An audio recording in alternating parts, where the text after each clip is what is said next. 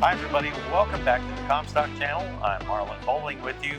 And again, make sure you like, subscribe, and share this video with others and help get the word out.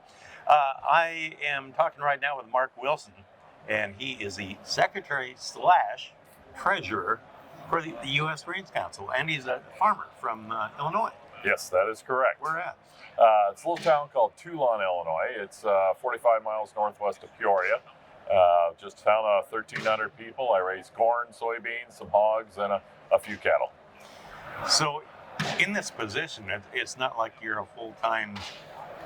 No, I'm not a full-time employee. No. On the East Coast or anything. No. You're just serving in that role, which is interesting. So you're a farmer, but yet you work with this giant organization to kind of help give it some direction. What's that like? I tell you what, it's a passion. I love, when I first got on the Illinois Corn Marketing Board, we went to our first Grains Council meeting. And the checkoff board gives money to help what the Grains Council does. And I saw what they did. I went to several of their advisory team meetings and saw the passion that the staff has for moving our products overseas, around the world. I mean, we have 108 people around the world selling our products. They're pushing our products all the time, 24 hours a day. Mm-hmm. And I had to be a part of that. What surprised you when you came on board about the things that they do here? It's think out of the box. What? This is one of the first ones I went to was the value added. And so that's DDGs, all the corn oil, stuff left over after ethanol was made. And they were talking and just trying to think, we have all this distillers corn oil. And what are we going to do with it? Because it's red color. Nobody wants to fry in it. And so they thought out of the box. And they said, well, the people in Mexico like a chicken skin to be more yellow than they do in the U.S. U.S. chickens are more white skinned. And so what can we do? So they thought, well, maybe if we feed the corn oil, which is awful red, it will darken the skin of the chickens. And so they're doing tests on that. And I just thought, that's thinking out of the box. Yeah. And then, right now we've got DDGs going into fish meal, to feed aquaculture around the world. And they're just constantly thinking of new ways and places to go to promote our products. So it can, the mission statement is developing markets, enabling trade, and improving lives. So they're developing markets, improving lives at the same time. So, of course, demand is a big thing right now. Yes. That's a big obstacle. Mm-hmm. China, I don't know, how is China doing on corn demand right now? They're off. I mean, they're buying most of their stuff right now from Brazil and the Ukraine. Right. But they're about to run out. And so then I was over in China about 7 years ago, and we were meeting with one of the buyers over there, and they said there's one thing that U.S. has over the others. It says I can get on the phone at any time and call someone in the U.S., and they can start loading a ship and get it over here no matter when it is. Oh. He says Brazil, that's only a certain time of the year that they have corn. We have a steady supply. We always have corn available, and they can depend on us. Now, there's been a lot of talk here lately about the Chinese population declining. Mm-hmm. Remember how forever they had a regulation, basically, where you could only have one child? Yeah. And so now they're losing population, and I wondered if that's going to complicate our demand situation. Is that going to last for a while? I think it's going to last for a while. And then you look right next door. India has surpassed them in population. Right. So there's the next huge market right next door. So how do you crack that nut? That's a hard one because they have a lot of political parties there, and they move very slowly. But we just opened an office in India last year, and so now we have a presence there, and we're really working to increase our market share there. Do they use much corn? They grow quite a bit of their own corn. Okay. And they do use it, but they've also wanting to use more ethanol in their fuel. And they're wanting to have it homemade ethanol out of their own corn.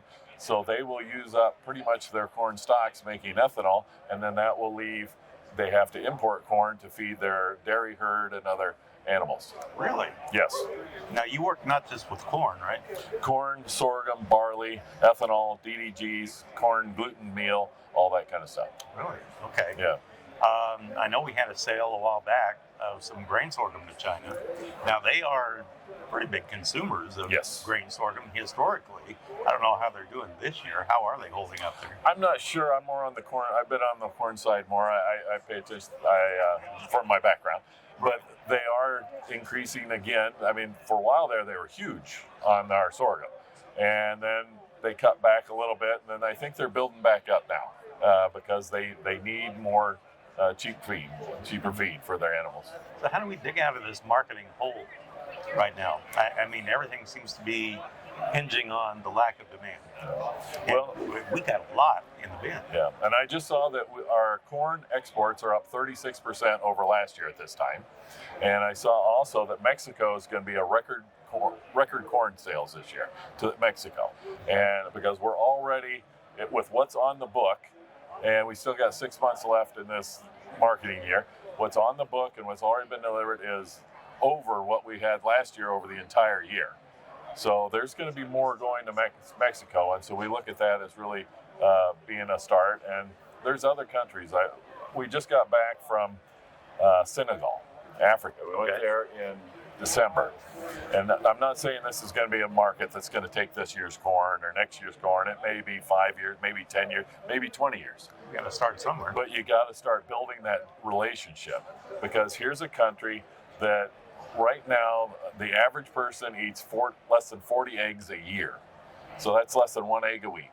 They 3.6 kilograms of chicken a year, which is hardly anything.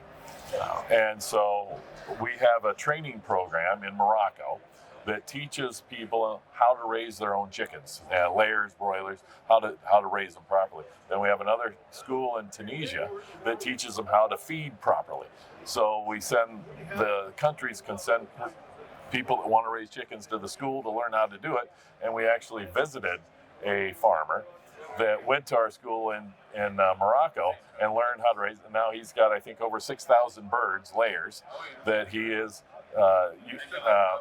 raising there in Senegal and feeding people in Senegal. And we talked with the Minister of Livestock in Senegal, and he wants us to do a school in Senegal so they don't have to send the people to the other countries. They can do it right there and move faster, because they have 70% of their population is below the age of 17. Really? Yeah. So they've got a young population and it's growing. And, you got to keep people fed. Mm-hmm. And if you don't keep them fed, that's when problems happen. So I think they're very serious, and our ag attaché there is really excited.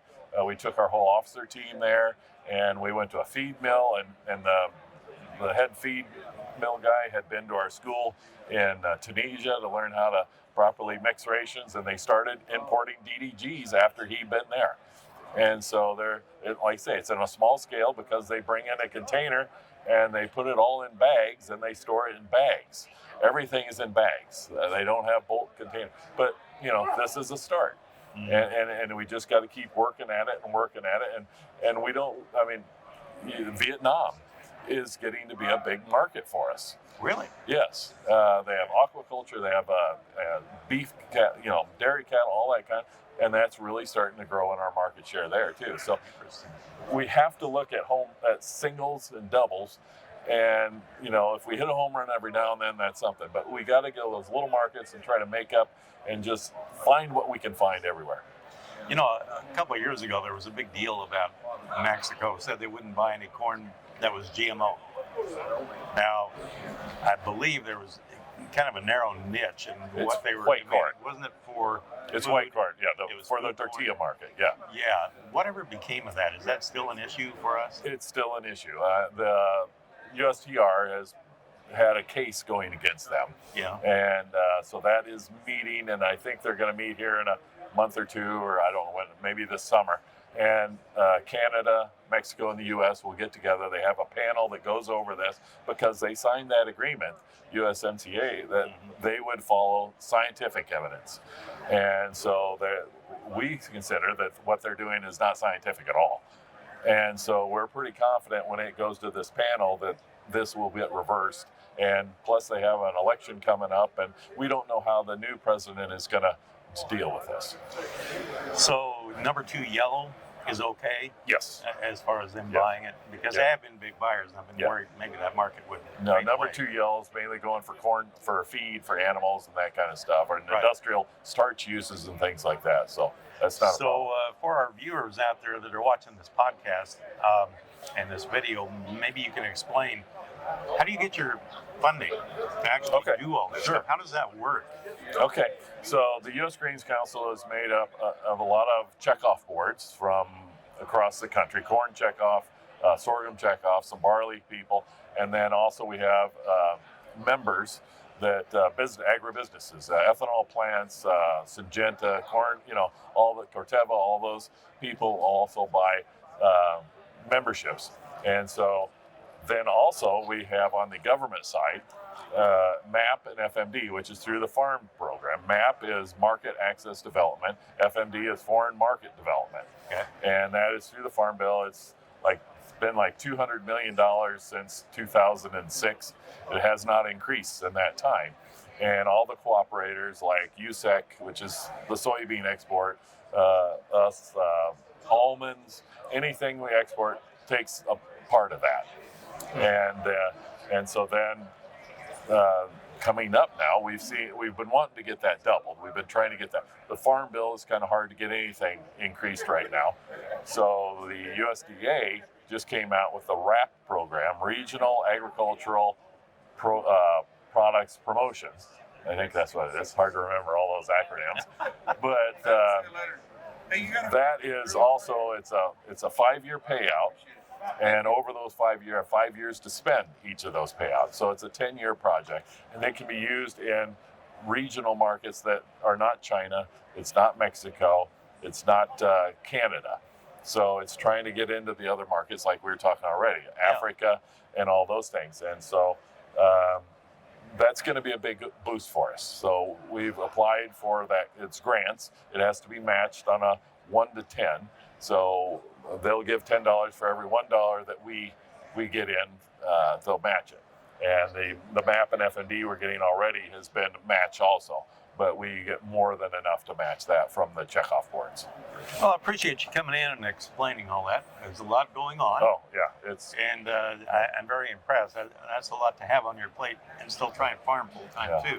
Well, I tell you what, though, I love representing farmers. I mean, they're the salt of the earth, and it's very enjoyable for me to go around the world and tell people what we do, why we do it, and to be able to see that we're doing what we love to do, and that's raise food to feed people. Mm-hmm. That's what we do as a farmer. I mean, that's our whole purpose, and to see that around the world, people who need it, we're able to provide that at a decent cost, and it's safe.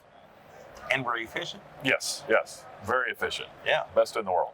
Absolutely. Yep. Well, thank you for everything you do. I appreciate No you problem. stopping by. My pleasure. I appreciate that. Mark Wilson with us with the U.S. Grains Council. That will do it for this episode. Thanks for joining us.